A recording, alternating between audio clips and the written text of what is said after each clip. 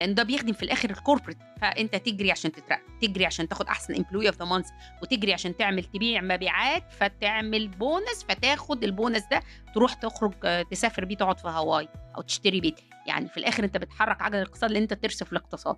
جرينا كويس أوي وعملنا كل اللي نقدر عليه عشان نجري.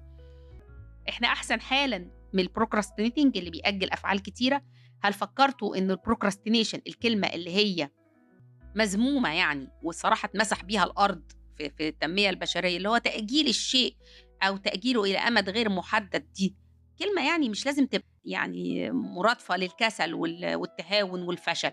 ليه ما يكونش الشخص الprocrastinating ده شخص واعي لإنه الظروف لازم تبقى مهيئة للهدف اللي هو عايزه، وبالتالي ما بيسعاش ورا هدف أو ورا حاجة هو في الآخر هيطلع منها كما بدأ، بس استنزف طاقته وحط آمال عريضة على حاجات مش هتحصل ومش هتتحقق بناءً على خبرته أو بناءً على نظرته لنفسه.